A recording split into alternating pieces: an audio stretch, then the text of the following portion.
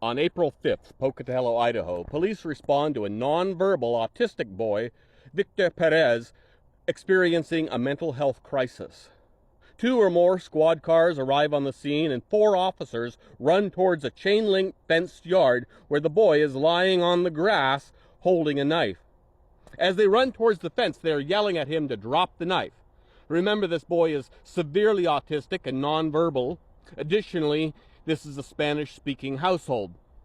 Neighbors had called the police to help the family de-escalate the situation, who had been trying to take the knife away from him safely so that he didn't hurt himself or anybody else.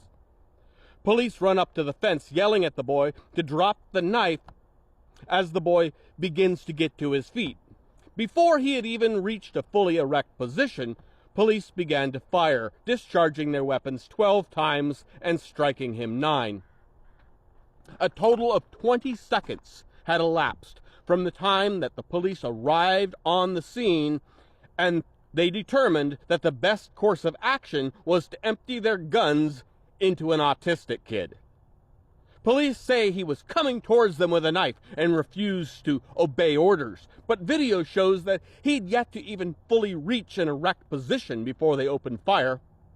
And can somebody please tell me just how much of a threat one kid with a knife could possibly be to 4 officers on the other side of a 4-foot-high chain-link fence? Did they think it was Superboy? This boy was not only nonverbal, he had limited physical mobility and could barely walk. He was critically injured and taken to the hospital, where he is still alive. However, he's had one leg amputated, and given his condition, it is unlikely he will ever have any degree of mobility ever again. Now, excuse me for just a moment, but I have to ask, what the fuck is wrong with these cowardice, repulsive pieces of shit that wear blue in this country? This is not some kind of outlier. This sort of incident is so frequent, I have to ask, what the hell was wrong with the neighbors? Everybody should know that you do not call the cops because of a mental health crisis. They will show up and they will kill you, because that's what they do. You never call the police in the United States unless you are ready to have somebody shot. That's the rule, and everybody better goddamn learn it. Never call the police unless you are ready to have somebody shot. Police don't arrive on the scene seeing a family who could use a little help with a mentally disturbed child. They arrive on the scene, they see a brown-skinned boy with a weapon, and they open fire.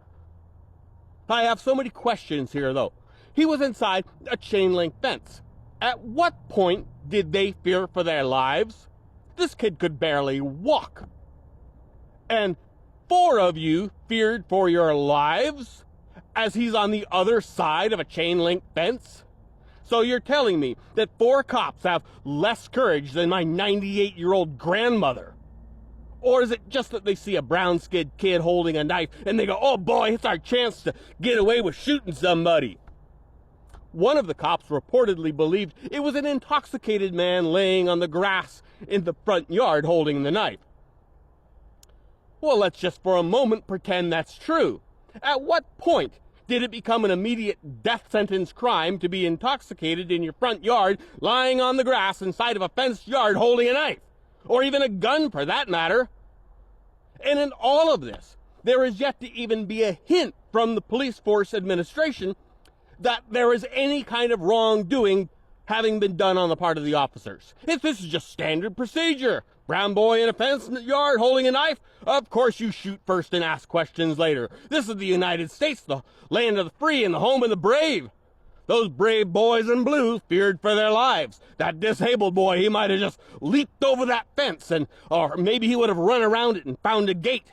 Probably would have taken him several minutes given his condition, but still, we can't be taking any chances here. And for any of you here who are still here and haven't learned this lesson, you need to learn it. Unless you intend for someone to be shot, do not call the cops for mental health crises. Many people for years have warned against the militarization of the police force. These people are nothing but cowards and bullies waiting for an opportunity to use their guns. I'm not going to pretend to play nice. This organization functions as nothing more than a legalized street gang. I know everyone's going, oh, but my cousin's a good cop. There's no such thing. No, it doesn't matter if some cop somewhere helps somebody. It means nothing.